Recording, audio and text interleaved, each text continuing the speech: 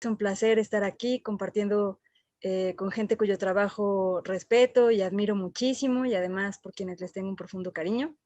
Y lo mejor de todo, hablando sobre un tema que me parece muy interesante y muy necesario de abordar desde siempre, pero especialmente en la actualidad. Muchas gracias, Javi, que están compartiendo la presentación. Si pudiéramos iniciar. Muchas gracias. Pues bueno, yo les voy a hablar de la situación de la laicidad en América Latina y el Caribe y de algunos desafíos para profundizar el Estado laico, pero para eso me parece que habría que empezar por definir qué es la religión, porque la laicidad se relaciona, por supuesto, con la religión. Entonces, para pensar en la religión no desde una perspectiva teológica, sino de una perspectiva social, yo diré, a la par de Durkheim, que la religión es un conjunto de creencias y de prácticas a partir de las cuales se establecen criterios de distinción entre lo sagrado por un lado y lo profano por el otro, es decir, entre aquello que se entiende como de este mundo, de este orden terrenal, y lo que se entiende como sobrenatural, divino, etc.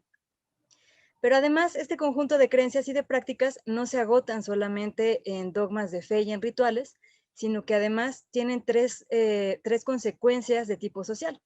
En primer lugar, las religiones otorgan un sentido de pertenencia, es decir, a partir de la adscripción a una creencia religiosa o a una iglesia, se crea también identidad, se crea solidaridad, se crea comunidad.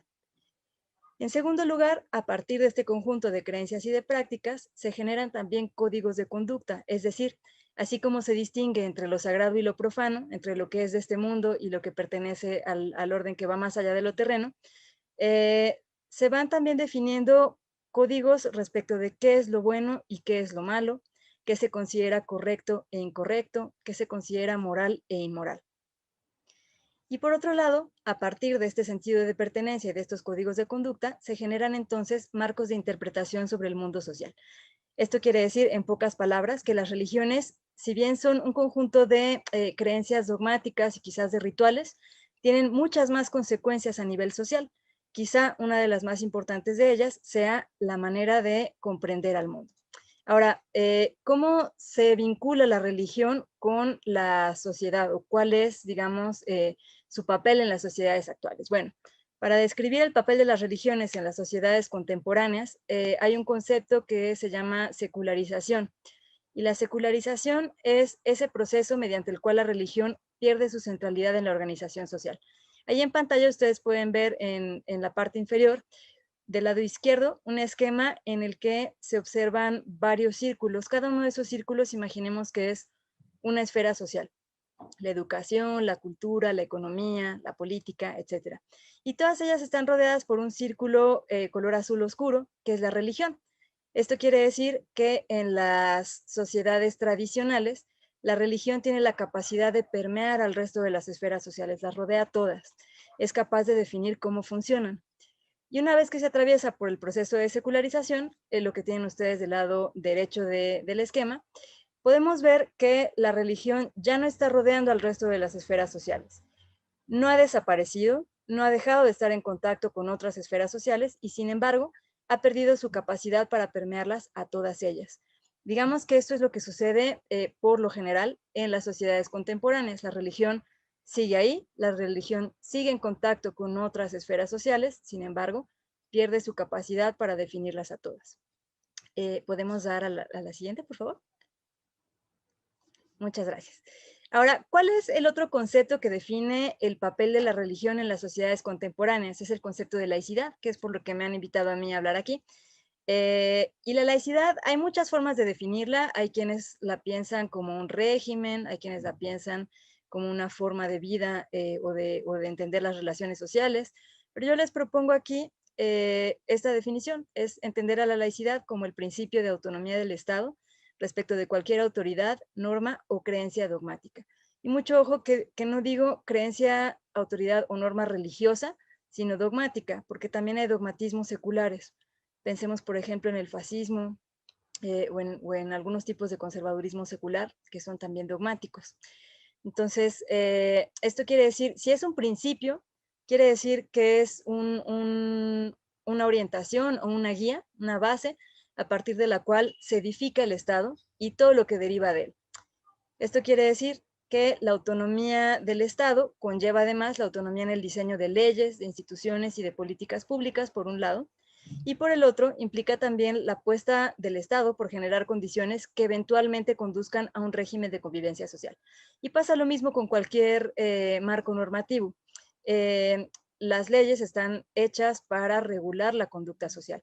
Esto no necesariamente significa que lo que está escrito en el marco jurídico se respete a cabalidad en las prácticas sociales, pero digamos que la intención es que eventualmente así sea, que eventualmente las relaciones sociales estén mediadas por el marco jurídico. Damos a la siguiente, por favor. Gracias. Ahora, entendiendo estos dos conceptos, me parece muy importante tratar aquí con ustedes la relación que existe entre laicidad y secularización y cómo, a pesar de que los primeros estudios sobre secularización aseguraban que la religión iría desapareciendo eventualmente, que se iría privatizando y que por lo tanto la laicidad sería, digamos, el último punto de esta cadena evolutiva o algo así. Eso no sucede para nada. En primer lugar, porque ni la secularización ni la laicidad se pueden pensar de manera progresiva, evolutiva o lineal. Y en segundo, porque por lo general se puede observar un desfase entre laicidad y secularización. ¿Por qué ocurre esto? Bueno, la laicidad es un principio, como decíamos hace un momento, que se plasma a través del marco jurídico, pero eso no significa que guíe las prácticas sociales, es decir, es posible que tengamos un marco jurídico construido a partir del principio de laicidad y que, sin embargo, en la sociedad, varias de las esferas sociales estén todavía definidas por la esfera religiosa. La secularización permea de manera diferenciada, además, la lógica de los grupos sociales. Esto quiere decir que si bien la sociedad en su conjunto ya no está definida o permeada a partir de la esfera religiosa, sí es posible encontrar grupos sociales que todavía lo estén. De este modo, existe la posibilidad de que un mismo sistema social, a pesar de tener un marco jurídico laico, albergue al mismo tiempo a grupos seculares, es decir, grupos que interpretan el orden social con independencia de la religión, y al mismo tiempo a grupos integristas, es decir, que colocan a la religión como el eje de su interpretación sobre el orden social y sobre el orden político. Ahora bien, el problema con este desfase es que los grupos y personas que operan con una lógica integrista difícilmente podrán desprenderse de esa lógica para fungir como representantes, servidoras y servidores públicos. En pocas palabras, es posible que exista un Estado con un marco jurídico laico, formalmente laico, pero cuya sociedad esté desigualmente secularizada. En el supuesto de que esa sociedad esté desigualmente secularizada, es posible también tener representantes del Estado que operen con una lógica integrista. Y entonces aquí es donde viene, digamos, el meollo del asunto.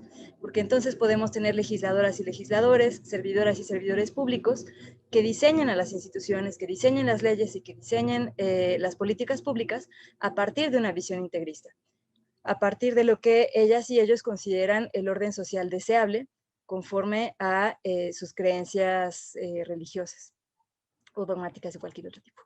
Damos a la siguiente, por favor. Muchas gracias. Ahora, algunos ejemplos de grupos integristas en las sociedades latinoamericanas actuales.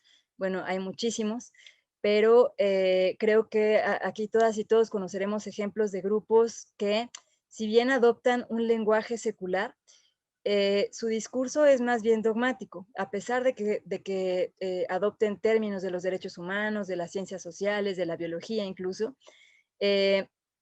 Tienen ciertas creencias dogmáticas, por ejemplo, la complementariedad entre el hombre y la mujer, entre lo femenino y lo masculino. Comparten la idea de que el género es una ideología, es decir, una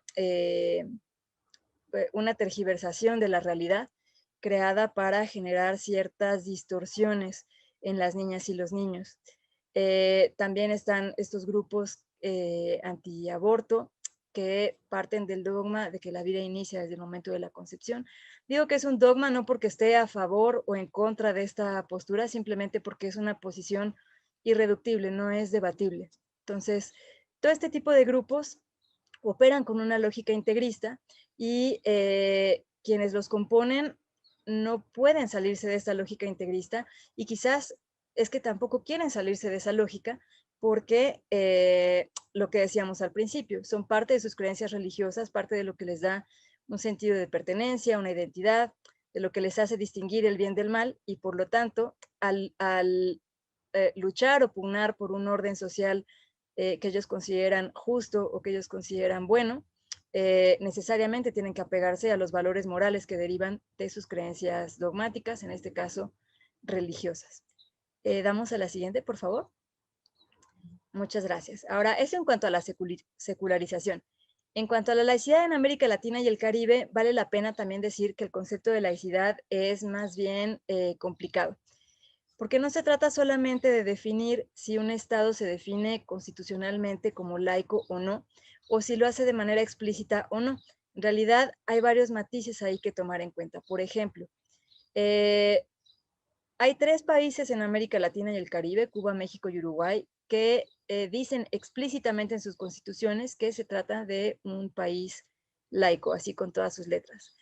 Pero luego están también, por ejemplo, casos como el de Bolivia, en cuyo artículo 4 se establece que el Estado respeta y garantiza la libertad de religión y de creencias espirituales de acuerdo con sus cosmovisiones, y que el Estado es independiente de la religión. No dice que sea laico así con todas sus letras, pero se puede entender que es también un Estado laico. Y otros casos más. Pero luego están, digamos, las derivaciones de este principio de laicidad. Es decir, no basta con decir si se es laico o no, sino que habría que ser consecuentes con el diseño institucional y con el diseño de las políticas públicas y del resto del marco jurídico. Y eso no necesariamente es compatible con el reconocimiento explícito de la laicidad en el marco constitucional. Así, por ejemplo, hay ejemplos de países que reconocen los derechos sexuales y los derechos reproductivos. Aquí se encuentran Cuba, México y Uruguay, que coincide con el reconocimiento de la laicidad, pero se agregan Argentina y Brasil. Y bueno, luego habría que pensar si lo que se dice en el marco jurídico y en las políticas públicas incluso, verdaderamente aterriza en la cotidianidad de las personas. No es el caso para México, me parece que tampoco es el caso para Brasil en la actualidad necesariamente.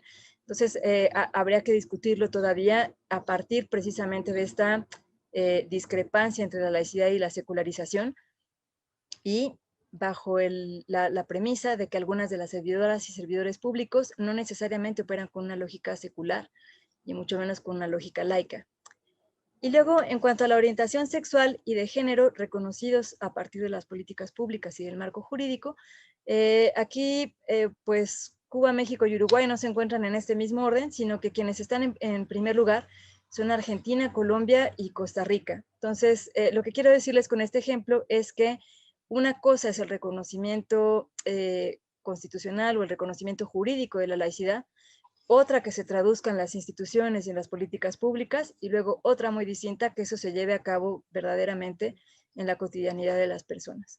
Así es que, así como la secularización puede pensarse como un proceso más o menos inacabado, que es posible revertir y que además no es homogéneo o uniforme, lo mismo pasa con la laicidad. El proceso de laicización es más bien accidentado, puede darse de manera más o menos sólida al nivel nacional, pero quizás no en los niveles locales, puede darse quizás en el marco jurídico, pero no necesariamente en las prácticas institucionales, y bueno, es un tema bastante más complicado de debatir.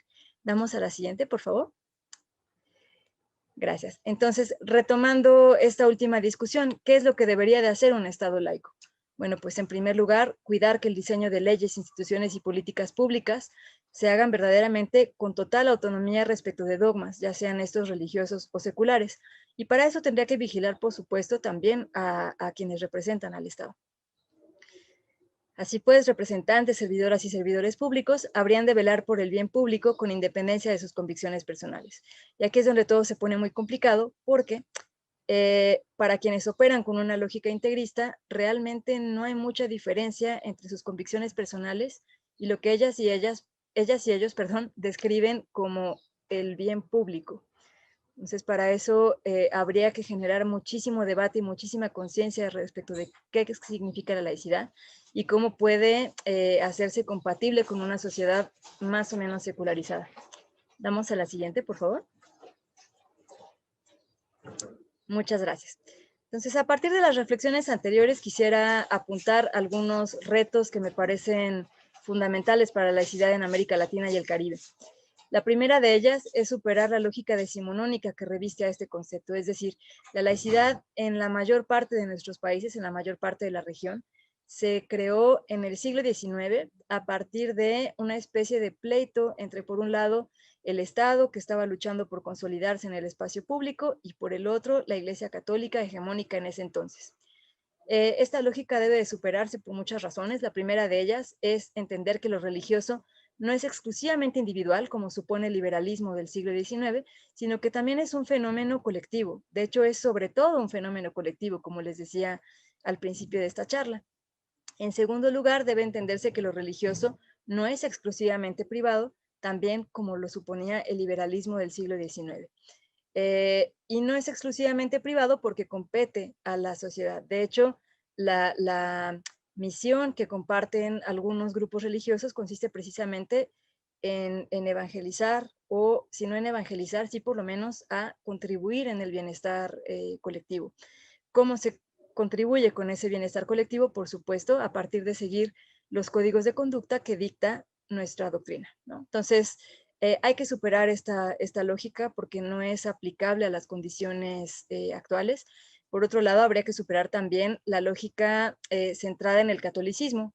Les decía hace un momento, la laicidad en la mayor parte de la región latinoamericana y del Caribe nace a partir de una especie de afrenta con la Iglesia Católica, que en ese entonces era hegemónica, pero el espectro religioso en nuestra región se ha diversificado bastante a partir de la década de los 50, de 1950 quiero decir, y continúa diversificándose. En segundo lugar, es un reto muy importante para la laicidad de nuestra región el hecho de que algunas personas no pueden o no quieren separar sus convicciones trascendentes y sus actividades públicas. Esto, lo decía ya hace un momento, se debe a que operan con una lógica integrista como personas y probablemente como grupos también. Y la razón por la que no pueden y además no quieren romper con esta lógica es, insisto, porque consideran que lo que es bueno a partir de su doctrina moral es bueno también para el bien público, es deseable para el orden social.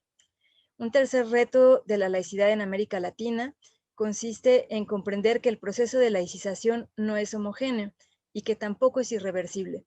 No es homogéneo porque es posible tener una constitución en la que se acepte, por ejemplo, que el Estado es autónomo respecto de todo dogmatismo, pero en cuyas leyes locales o estatales se prohíba, por ejemplo, el matrimonio igualitario bajo el supuesto de que el matrimonio es solamente aquella unión entre hombre y mujer con fines procreativos, o que la familia es aquella que se funda en el matrimonio. Y tampoco es irreversible. Es decir, desgraciadamente, el que tengamos una constitución laica ahora no significa que no se pueda dar marcha atrás a ese marco jurídico. Y esta es la razón por la que me parece fundamental el cuarto reto de la laicidad en nuestra región, que consiste en impulsar una educación laica, es decir, una educación desprovista de dogmas, ya sean religiosos o seculares, y que esté abocado a propiciar el pensamiento crítico, el diálogo, el respeto a la pluralidad, todos los principios cívicos contenidos en nuestras constituciones, en los tratados internacionales, en la Declaración de Derechos Humanos, tales como la libertad, la tolerancia, el respeto, etcétera. Entonces, bueno, yo agregaría un quinto reto quizás de la laicidad en América Latina y el Caribe, que consiste en socializar este tema, en abrirlo al público, en hacerlo más importante de discutir. Hace un momento en la presentación se decía, y yo coincido con ese comentario, que la laicidad no es necesariamente un punto importante en nuestras agendas nacionales y tampoco en las regionales. Yo pienso que este tipo de espacios ayudan precisamente a eso, a hacer un poco de ruido sobre la importancia de la laicidad y sobre todo a no pensarla como un concepto abstracto o como un principio que les compete solamente a juristas o solamente a investigadoras e investigadores sociales, sino que nos compete a todas y a todos como parte de la ciudadanía y también como sujetos de derecho. yo lo dejaría hasta ahí, pero muchísimas gracias otra vez por la invitación y les escucho. Gracias. Sí, muchas gracias, Mariana. Importantísimas las aclaraciones y sobre todo